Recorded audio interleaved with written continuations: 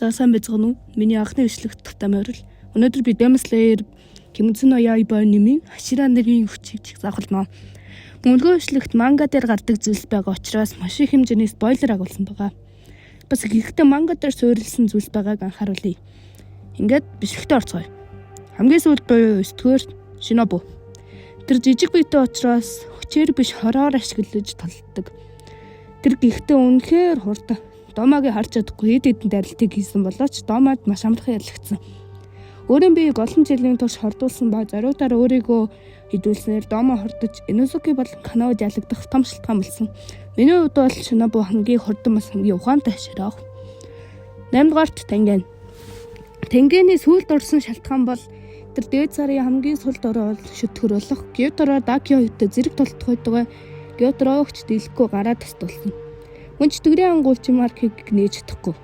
Ээж тэр сүлд нь бүх зүйлээ гаргаж буйгүй Gyutaroтой ан ман үзэж чадсан. 7-р Rengoku. Хүмүүс Rengokug нэлээд хүчтэй гэж бодд юм лээ.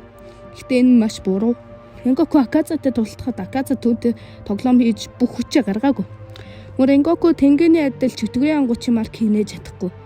Тэгээд Akazад амархан налагцсан. 4-р Mitsuri. Тэрний хүч чадал бол үнэхээр их. Энэ нь л түүнийг хүчтэй болгодог. Infinity Castle Arc дээр Mitsuri тийм том үүрэг гүйцэтгэж чадаагүй. Музаанд нэг гараа тастуулсан тулааныг орхисон ч Tanjiro-г музааны дарилтаас хамгаалж тэмтрүүлийг нь ганцхан гараараа татсан. Өөрч зүйл байхгүй дээ. Бас чөтгөрийн ангуучин маркийг нээж чадна. 5-р Muichiro. Тэр Kokushibo-г барахгүй мөрөндөө өөрийн сэлмээр зоолгон гараа тастуулж хэсэг хугацаанд тулдахгүй байж байгаад энийг өрсөж чадахгүй байсан дээд салныгийн биеийг сэлмээр нэвт зүлбсэн. Ингэхдээ тэр нэг клоо тастуулсан ш түүнээс зүгтсэн байсан. Мөс сэлмээ улаан болгож Kokushibo хөтөлгөөнгүй болгосноор бусдад толгойг нь тасдан чадсан. 4-р Obonoi. Тэр бол музаантай бараг л шууд тулалцсан. Мөн тэр музаантай Tanjiro-тэй нийлэн хөөрхөн удаан тулалцсан. Мөн Tanjiro хэд хэдэн удаан музанаас аварсан. Бас тэр чөтгөрийн ангуучин марк болон улаан сэлмэг ашигладаг. Гэвч тэр тулааны дараа амьсгал хараасан.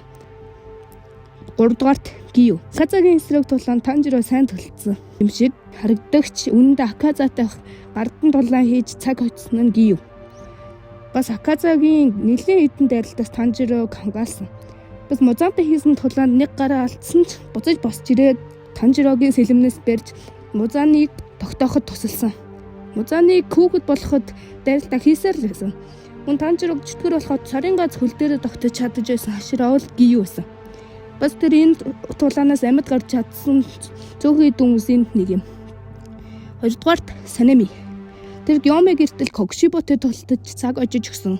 Хамаг эрэхтэн салаад унчхаар дайралт авсан ч яагаад ч хүн. Бас Kokushibo түүнийг хэд удаа багтсан. Музаантай хийсэн тулаанд ухаан алдаж унсан ч хэсэг хугацааны дараа босч ирээд музааны дайралтаас Tanjiro-г хамгаалсан. Музааны хүүхэд болоход түүнийг тогтооход бас тасалсан. Үнэхээр чанга залуу байсан. Мөн тэр бас амьд үлдсэн. 1-р ойлгомжтой Gyome. Тэр өөрийнхөө ямар хүчтэй гэдгийг музааны дайралтыг хамгаалахдаа л харуулсан баг. Мөн Kokushibo-той хийсэн тулаанд маш том үүрэг гүйцэтгсэн. Бусд нь марк гарч ирснээр ч мэдгүй байхад Gyome бүр хүссэн үедээ гаргаж ирсэн гэдэг тодлоо. Музааны эсрэг тулаанд зэвсгээ улаан болгон музааны биеийг бяц зөхөж байсан. Музаан хүүхэд болоод зүгтхад гинжээрээ татсаар л байсан. Тэрний үхлийн шалтгаан нь тулааны шарх биш төгрийн ангуучин марк байсан. Марканы сангууч 25 үрээд өгдөг. Гэхдээ Gyome марканы ихтэй 27-тай байсан юм. Энэ хүмүүний бичлэгийг дуустал үзсэнд баярлалаа. Баяртай. Бас нардаг юмнуудаа дарчаарай guys. За бай.